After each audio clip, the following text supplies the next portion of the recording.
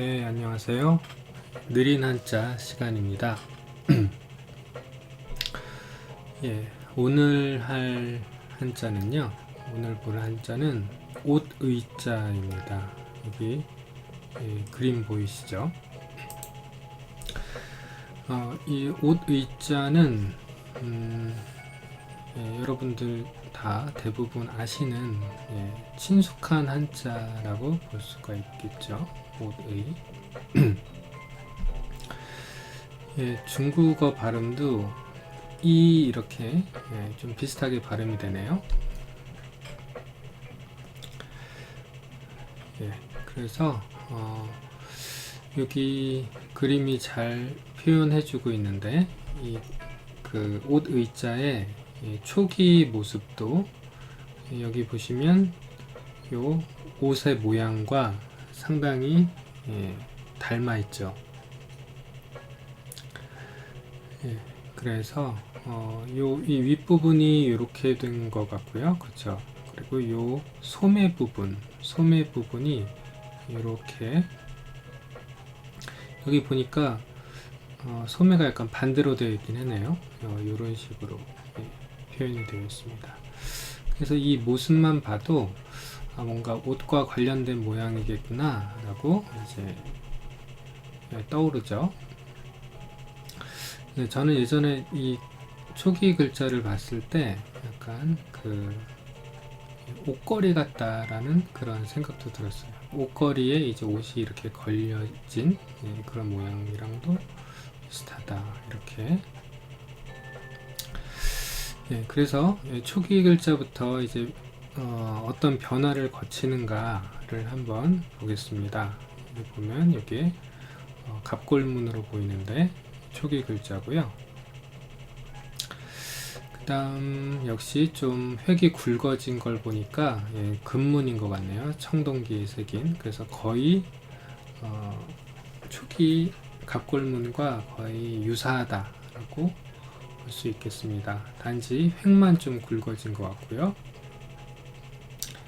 그 다음 진시황 때의 이 전서체로 오면 이 부분이 좀 약간 뭐랄까 옷걸이 같은 느낌이죠. 옷걸이 같은 느낌으로 약간 바뀌고 아래 부분은 그냥 그대로인 것 같아요. 그래서 이 글자는 그렇게 큰 이때까지만 해도 큰 변형이 없었다 라고 하는 것을 알 수 있겠습니다.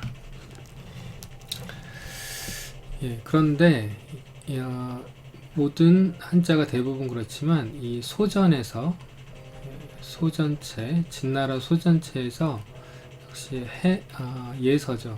한나라의 예서체로 오는 과정이 좀 급격한 변화가 있어요. 아무래도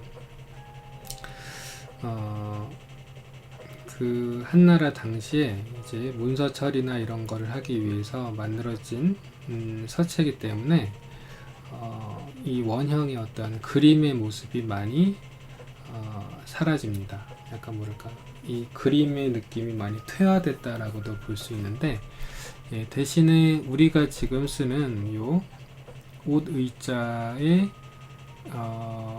근접한 서체다라고 볼 수 있겠죠. 그래서 이렇게 모양이 많이 변형이 되어서 이렇게 쓰이게 됩니다. 그 다음 당나라 때 해서체죠. 우리도 지금 이 표준 서체로 쓰고 있는 이 해서체에서 이 예서가 자리를 잡았다라고 볼 수가 있겠습니다. 그래서 역시 이 글자를 보면 처음으로 이렇게 올라가서 이 초기 글자 옷의 모양을 가지고 있는 초기 글자를 떠올리시면 쉽게 외울 수 있겠습니다. 그러면 바로 영어 단어 풀이로 들어가도록 하겠습니다.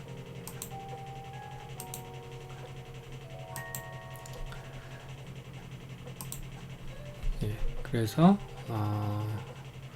이렇게 발음들이 되고요. 여기 보시면 옷의라고 그랬죠. 옷의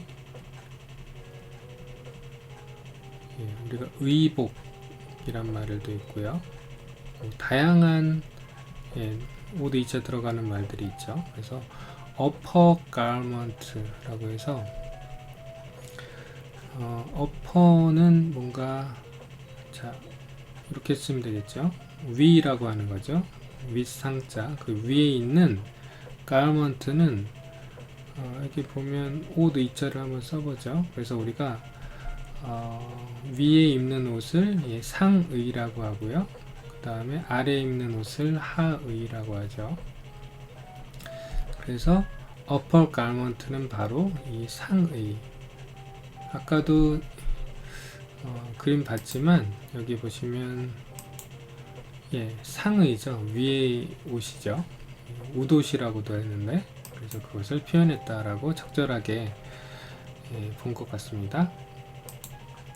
그 다음에 그냥 clothes라고 해서 그냥 옷이라고 하는 그런 의미를 부여하고 있고, 그 다음에 to dress 이거는 동사죠. 옷을 입다 라고 여기서는 명사인데 그렇죠? 동사로도 쓰인다 라고 하는 것을 얘기하고 있습니다. 그 다음에 독특한 것은 뭔가 커버링 이라고 해서 덮는다 라고 보고 있어요. 덮는 것. 그래서 이 글자 이게 아까 봤던 그 소전체죠. 소전체. 그래서 이 글자로 이제 칼그레는 이 글자의 해석을 하고 있죠. 그래서 Picture of sleeves and skirt 라고 해서 sleeves는 소매죠.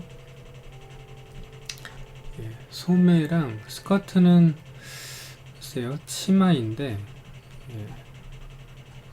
근데 엄밀히 말하면 치마는 아니죠. 웃옷이니까. 그래서 그 소매와 옷으로 이제 형성된 글자다 라고 설명을 해주고 있습니다. 그래서 다음에 볼 글자들도 한자들도 이 오드이자에서 이제 뭔가 파생되고 관련이 있는 한자들이다 라고 볼 수가 있겠어요. 그래서 이 글자를 먼저 보시면 후손 예자라고 합니다. 후손 예자. 그래서 우리가 후손이라고 우리 예를 들면 할아버지,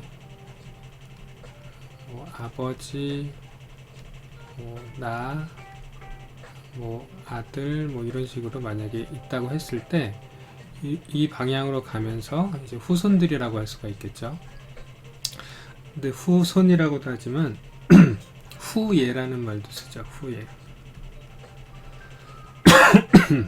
그래서 예전에 드라마 중에 그 태양의 후예라고 있었죠. 태양의 후예. 군대 관련 내용도 나왔는데 그 후예라고 했을 때 바로 이 예자입니다. 그래서 쓰는 방법은 오디자를 여기 이렇게 써주고요. 그 다음에 이 아랫부분을 이렇게 써주면 됩니다. 그래서 이것이 바로 후손 예자다. 그렇다면 이 글자가 어떤 의미일까가 조금 궁금해질 수 있겠는데요. lower edge of a rope 이라고 해서 rope은 바로 의복이죠. 의복의 low edge니까 아주 뭐랄까 끝에 있는 낮은 곳의 끝에 있는 어떻게 보면 다시 말하면 가장자리인 거죠. 가장자리. 그래서 이 예자의 첫 번째 뜻은 호손이라고 이제 볼 수 있는데 두 번째 다른 뜻으로는 옷자락이라는 뜻이 있어요.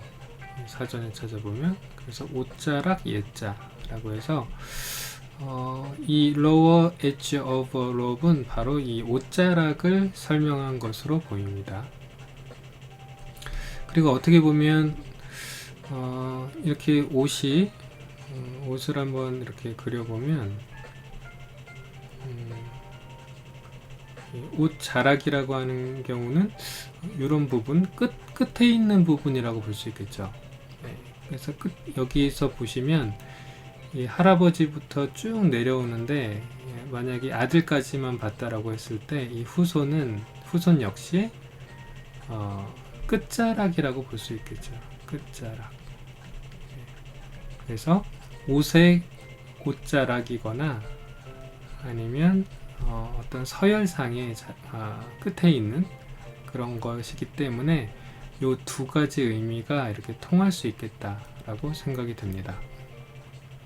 그러니까 어떻게 보면 그런 말 있잖아요. 끄트머리. 그래서 옷의 끄트머리에 있거나 아니면 어떤 계보상의 끄트머리에 있거나 그래서 이 예자가 그런 의미를 가지고 있다라고 볼 수 있겠습니다. 그 다음에 이제 다른 여러 의미가 있는데요. train, 기차라고 하는 뜻이 있네요. 이거는 처음 보는 것 같고요. 그 다음에 border, border는 바로 어떤 변두리나 국경을 의미하죠.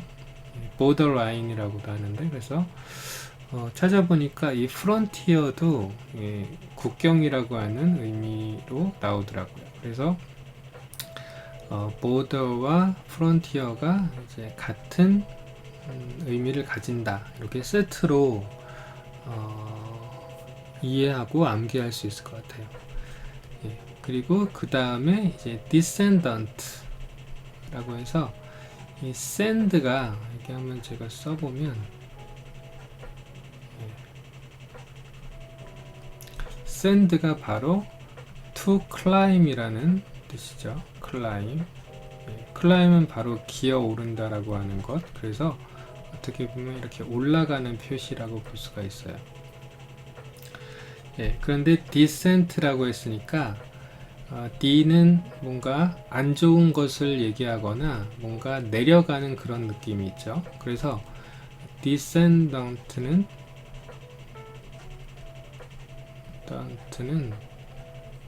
거꾸로 이렇게 내려가는 그런 의미예요. 그래서 그 옷 메이커 중에 데상트라고 있잖아요. 데상트. 데상트의 그 마크를 보시면 알 수 있겠지만 이렇게 되어 있어요. 한번 찾아보시면 좋을 거예요. 근데 이 화살표들이 다 이 아래를 향하고 있죠.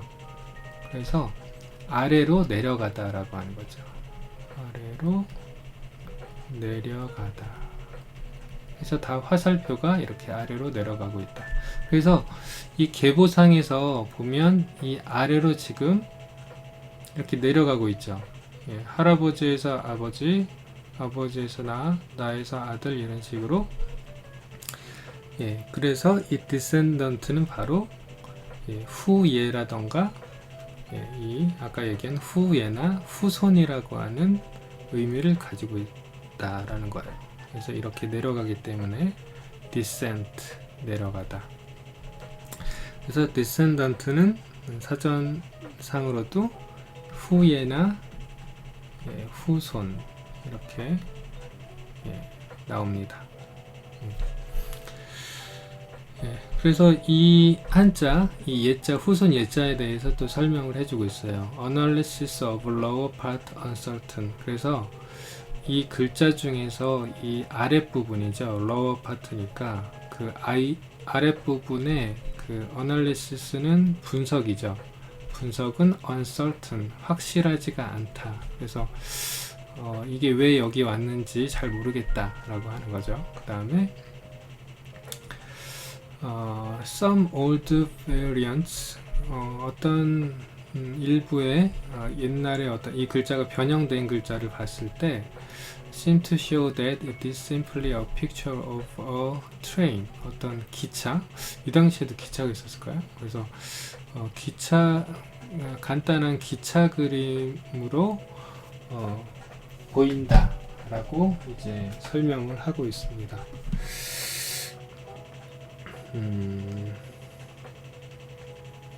그래서 이거는 어떻게 보면 이 사전의 저자인 칼 그레임 본인의 어떤 개인적 생각인 것 같고요. 그래서 어떤 열차라기보다는 어떤 행렬이라고 볼 수 있을 것 같아요. 그리고 또 보니까 사전에 찾아보니까 또 옷자락이라고 하는 뜻도 있네요. 트레인에. 예, 독특합니다. 그래서 이 트레인에 옷자락이라는 뜻이 있어요.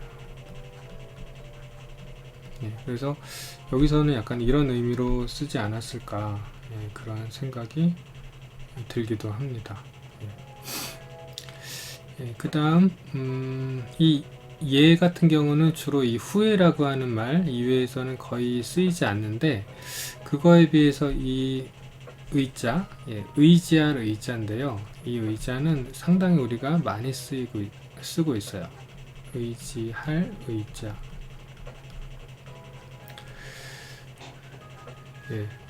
그래서 바로 이 뜻으로 가면 lean upon, 그래서 그냥 up을 빼고 lean on이라고 하면 기대다 라고 하는 거죠. 기대다. 어떤 벽 같은데 기대는 거죠. 기대다. 그 다음에 rely on은 잘 아시다시피 이제 의지하다죠. 의지하다. 그 다음에 depend on은 의존하다죠. 여기에 다 의가 들어가잖아요. 의지하다, 의존하다, 이것이 다 모두 이 의자입니다. 그래서 이 의자는 옷 의자에다가 사람 인자를 합친 한자죠. 그래서 풀이를 해보면 사람이 어떻게 보면 누구나 지금은 다 옷을 입고 있죠. 그래서 사람이 옷을 의지한다라고 볼 수 있을 것 같아요. 그리고 뭔가 의지한다는 거는 느낌상 누구한테 기대는 느낌이 들기도 하죠. 그래서 이것이 서로 통할 수도 있겠다라는 생각이 듭니다. 그리고 이제 또 다른 의미로 accord with라는 뜻인데, 이거는 찾아보면 뭐뭐와 일치하다, 코드가 맞다라는 말을 하잖아요. 그리고 보면 이 코드의 뜻을 찾아보면 이제 마음이라는 뜻이에요. 그래서 어떤 초점을 향해서 마음이 맞는 것, 그것을 바로 어코드라고 하죠. 자동차 이름에도 어코드라는 차가 있죠. 그 다음에 또 관련해서 according to란 뜻도 있어요. 그래서 뭐뭐에 따르다인데, 이거를 한자어로 만들어 보면 우리 그런 말 하죠. 의거하다라는 말 하죠. 의거하다. 그래서 실제로 사전에 찾아보면 이 의거하다라고 할 때 의자가 바로 이 의지할 의자입니다. 그래서 이렇게 우리가 이 의지할 의자 같은 경우 의지, 의존, 그리고 의거, 이런 식으로 우리가 상당히 많이 쓰고 있는 한자다 라고 하는 것을 알 수 있습니다. 그 다음 볼 한자는요, 이 한자인데, 이 한자가 여러분들 의미 아시는 분 있겠죠? 슬플 애자거든요.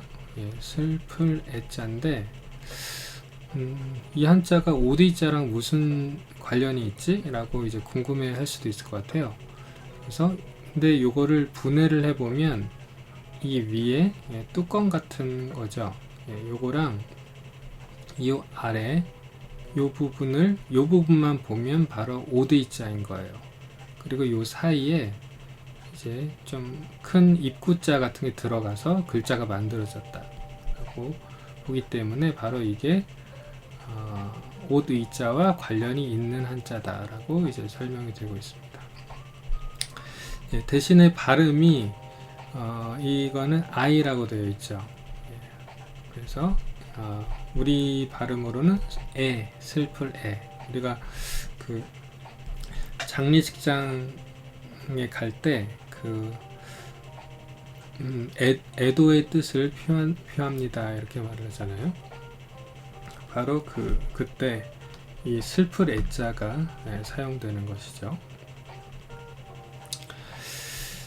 그래서 역시 영어 단어 풀이에서도 grieve라고 해서 이제 슬픔이죠. 슬픔. 슬플 애자니까 grieve 이제 해석을 했습니다. 그 다음 compassion은 com은 같을 동자죠. 그 다음에 passion은 어떤 열정일 수도 있지만